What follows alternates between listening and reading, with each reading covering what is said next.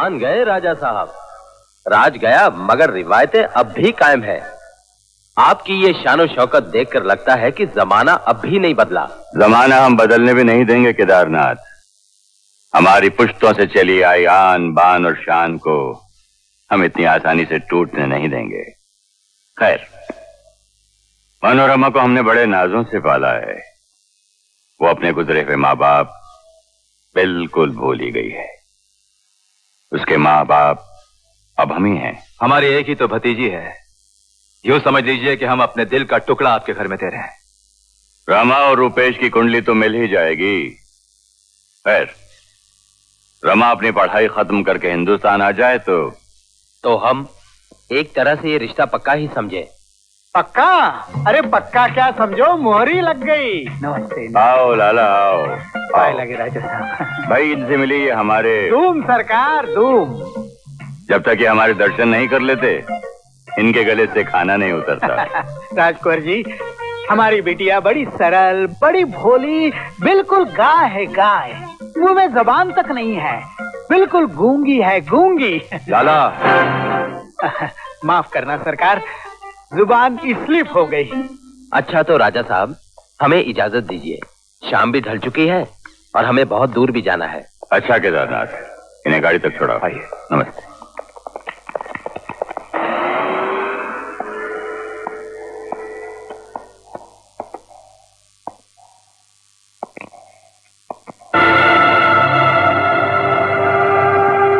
छोटे राजा। दुर्गा। हाँ छोटे राजा, आपने बुलाया नहीं इसलिए मुझे आना पड़ा। मैं और तुम्हें बुलाऊं? भूल गए? कहा तो यही था ना। मैंने कहा और तुमने यकीन कर लिया। तो फिर भगवान के आगे वो फेरे, क्या वो दिखावा था, छल था? दुर्गा, जितनी तरह की लड़कियां होती है ना, उतने ही तरह के जाल बिछाने पड़ते हैं। कोई पैसों से खुश हो जाती है, कोई तोहफा से, पर तुम उन सब से अलग थे। इसीलिए तुम्हारे साथ शादी का ढोंग करना पड़ा। देखो दुर्गा, रात गई बात गई। वो रात नहीं गई छोटे राजा, वो रात मेरी कोख में तुम्हारा वंश बनकर पल रही है। मैं तुम्हारे बच्चे की माँ बनने वाली हूँ। मेरा बच्चा? क्या सबूत है तेरे पास?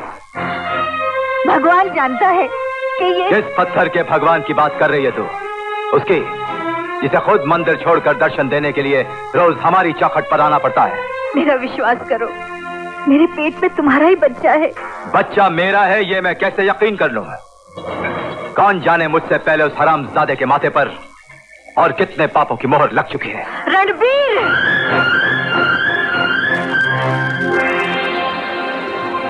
क्या बात है?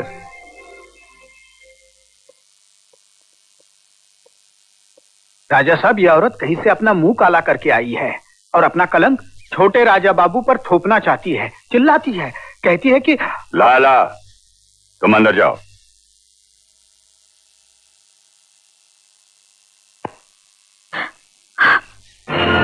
बड़े राजा, बड़े राजा, ये कलंक नहीं है, आप ही के खानदान का खून है, जो बेगुनाह अभी तक पैदा भी नहीं हुआ, उसे इतनी बड़ी सजा मत दीजिए। आप इंसाफ कीजिए बड़े राजा, आप इंसाफ कीजिए। तुम्हें इंसाफ मिलेगा, जरूर मिलेगा।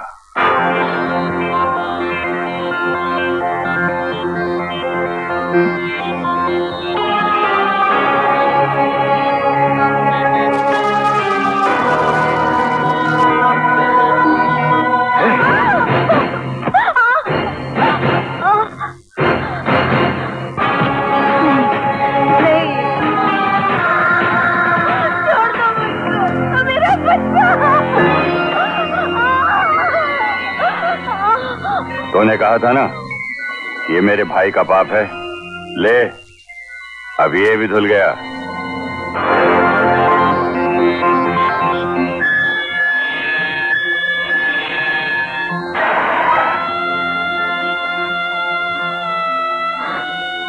जालिमों, बहुत सताया है, जुल्म किया है मुझ पर, तुम शायद ये भूल गए। जब गरीब की छाती फटती है, जो उसमें से दर्द निकलता है, तो उसकी आह ऊपर वाले तक पहुंचती है और वो कहर बनकर तुम्हारी खोखली शान को चूर चूर कर देता है। मेरी एक एक बद्दुआ ऊपर वाले की लाठी बनकर तुम पर बरसेगी। जिस तरह यह भागन आज तुम्हारे आगे गिड़गिड़ा रही है अपनी इज्जत के लिए, एक दिन तुम भी किसी गरीब के आगे गिड़गिड़ाओगे अपनी जिंदगी के लिए, मगर तुम्हें भीख नहीं मिलेगी, कभी नहीं मिलेगी। तुमने मेरे खून से अपना फर्श धोया है रणवीर सिंह, मैं तुम्हारे खून से अपने बाल धोऊंगी और इन्हें तब तक नहीं बांधूंगी जब तक मेरा कहा सच नहीं हो जाता।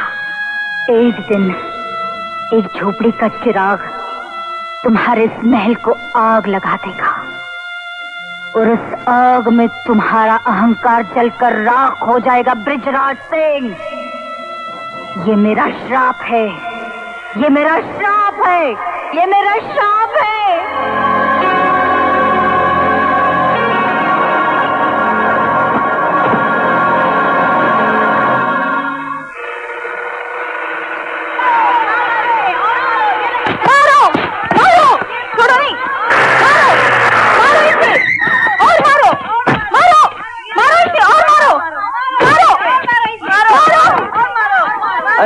रुक जाओ, क्यों मारे इसे? हाँ, क्या कसूर है इसका? कसूर? दीवानी हो चुकी है, पागल हो चुकी है, दिन रात अपने आशिक का नाम रटती रहती है। तो क्या हुआ? हम इसे गांव से बेदखल कर देना चाहते हैं। शर्म नहीं आती आप लोगों को? एक प्यार करने वाले को बेदखल कर देना चाहते हैं आप लोग? आप इसकी इतनी तरफदारी क्यों कर रहे हो अजय भैया? इसलिए कि इसने सिर्फ प्यार किया है, ये भी किसी को अपना दिल दे बैठी है, और प्यार करना पाप नहीं।